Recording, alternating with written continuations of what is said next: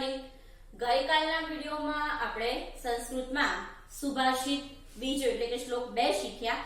આજે હવે આપણે સંસ્કૃતમાં ત્રીજા શ્લોક વિશે ચર્ચા કરવા જઈ રહ્યા છીએ।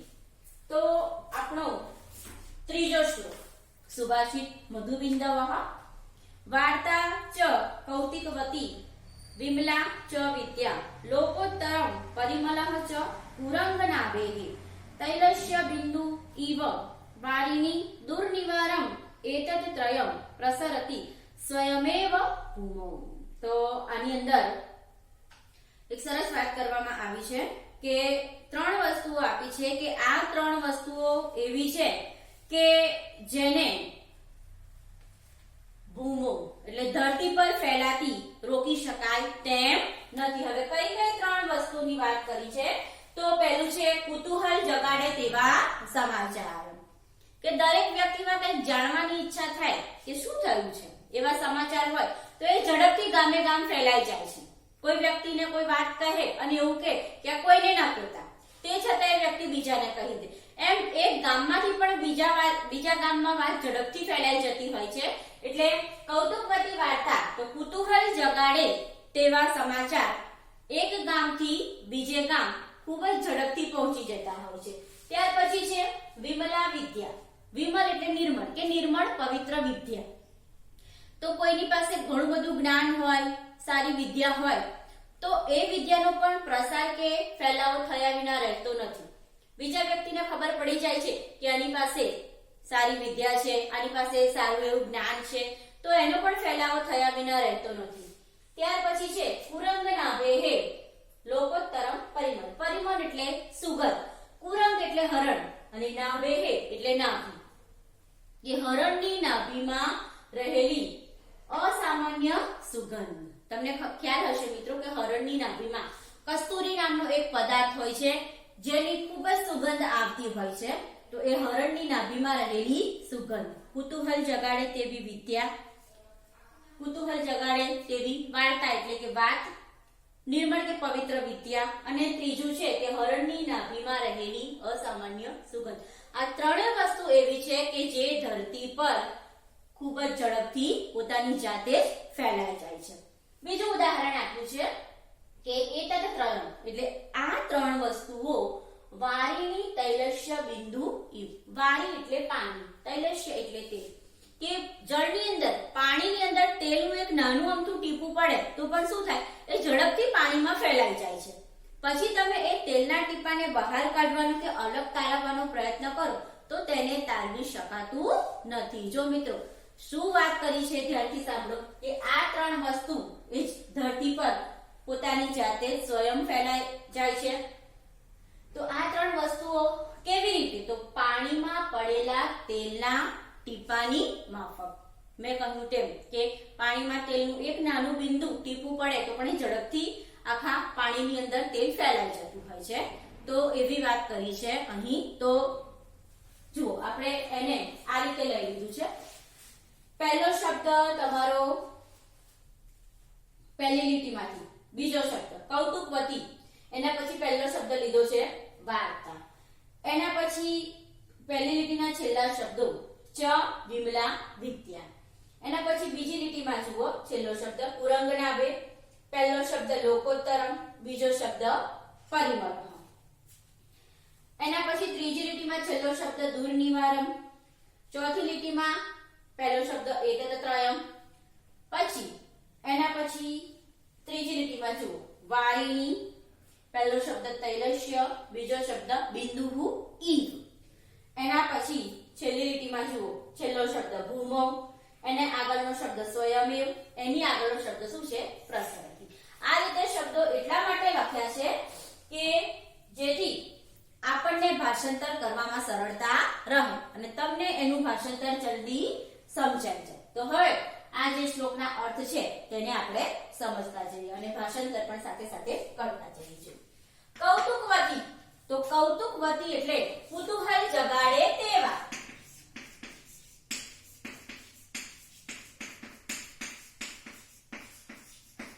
વાર્તા, વાર્તા એટલે વાત અથવા તો સમાચાર। વાર્તા એટલે અહીંયા આપણે શું અર્થ લેવાનો છે એનો સમાચાર.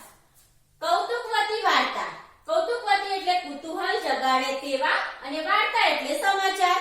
તો કુતૂહલ જગાડે તેવા સમાચાર. ચ એટલે અને. વિમલા વિદ્યા. જો વિમલ નો અર્થ શું થાય છે? નિર્મળ અથવા તો પવિત્ર. નિર્મળ અથવા તો પવિત્ર વિદ્યા. બરાબર? નિર્મળ વિદ્યા એવું કહીએ તો પણ ચાલે, પવિત્ર વિદ્યા એવું કહીએ તો પણ ચાલે.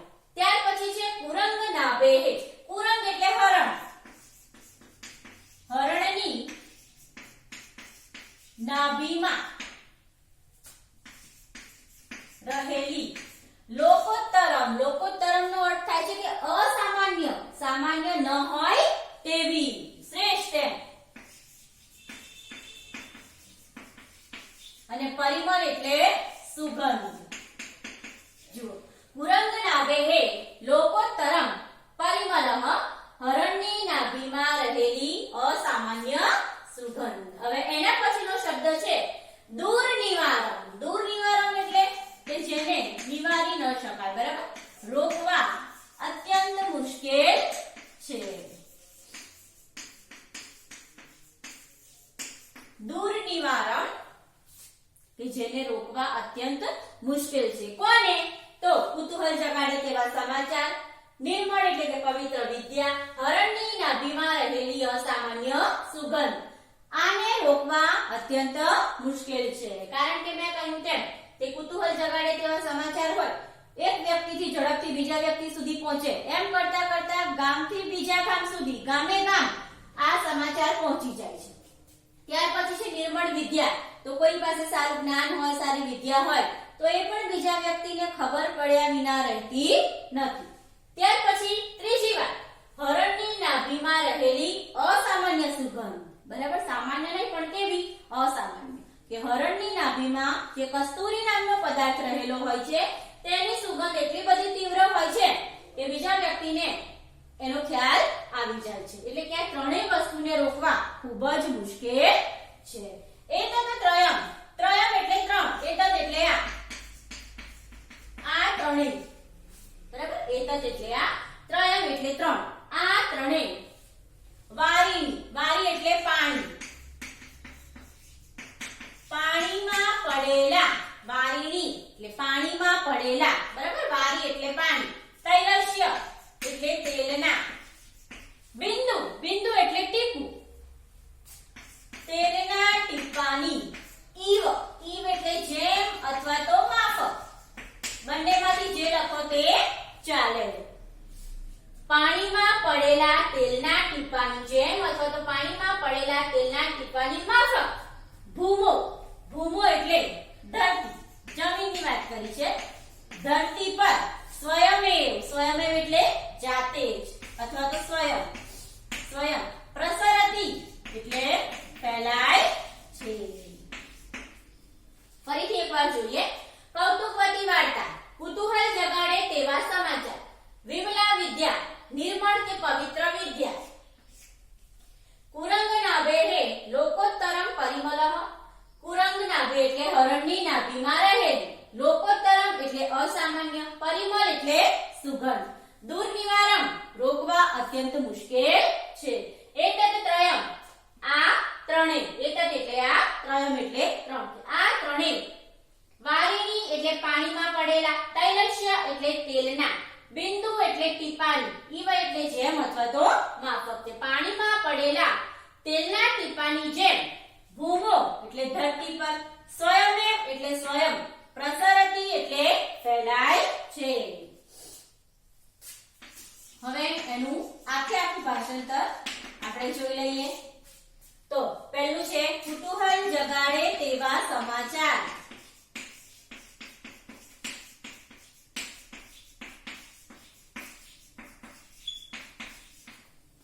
નિર્મળ વિદ્યા.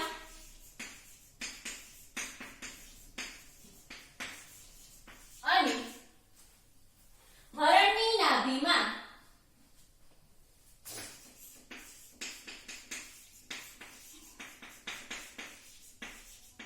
રહેલી અસામાન્ય સુગંધ.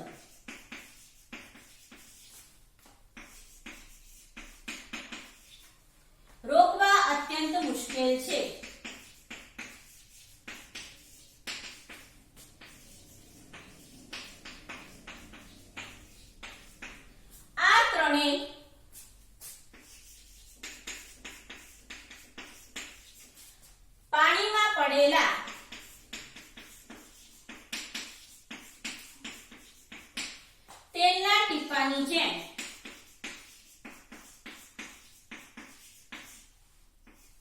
અથવા તો માફક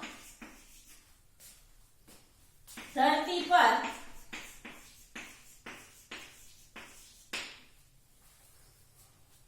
સ્વયં ફેલાય છે. આખું ભાષાંતર આ રીતે થશે કે કુતૂહલ જગાડે તેવા સમાચાર, નિર્મળ વિદ્યા અને હરણની નાભીમાં રહેલી અસામાન્ય સુગંધ રોકવા અત્યંત મુશ્કેલ છે. આ ત્રણેય પાણીમાં પડેલા તેલના ટીપાની જેમ ધરતી પર સ્વયં ફેલાય છે. કઈ કઈ ત્રણ વસ્તુઓ છે તો આપણે યાદ રાખવાની છે. ક્યારેક ટૂંકા પ્રશ્નમાં પણ પૂછાય તો કુતૂહલ જગાડે તેવા સમાચાર, નિર્મળ વિદ્યા અને હરણની નાભીમાં રહેલી અસામાન્ય સુગંધને રોકવા અત્યંત મુશ્કેલ છે. કે જેમ આ ત્રણેય પાણીમાં પડેલા તેલના ટીપાની જેમ ધરતી પર સ્વયં ફેલાય છે. મેં કહ્યું તેમ કે પાણીમાં એક નાનું અમથું બિંદુ કે ટીપું તેલનું પડી જાય તો એ તરત જ પાણીમાં ફેલાઈ જાય છે. તેમ આ ત્રણેય વસ્તુ ધરતી પર સ્વયં ફેલાય છે. તો આટલું આપણે યાદ રાખવાનું છે અને સાથે સાથે પાઠ્યપુસ્તક સાથે રાખી અને ભાષાંતર પણ આપણે તૈયાર કરવાનું છે. તો આવતીકાલે નવા વિડીયોમાં આગળનો ચોથો સુભાષિત અને ચોથો શ્લોક આપણે શીખીશું. આજે આપણે ત્રીજો શ્લોક, ત્રીજું સુભાષિત શીખ્યા કે જેમાં કુતૂહલ જગાડે તેવા સમાચાર, નિર્મળ વિદ્યા અને હરણની નાભીમાં રહેલી સુગંધ વિશે વાત કરી કે જેને રોકવા મુશ્કેલ છે. કે જેમ પાણીની અંદર નાનું અમથું તેલનું ટીપું પડી જાય તો એ ખૂબ ફેલાઈ જાય છે, તેમ આ ત્રણેય વસ્તુ ધરતી પર સ્વયં ફેલાય છે. તો આટલું શીખ્યા, તેને તૈયાર કરજો. Thank you.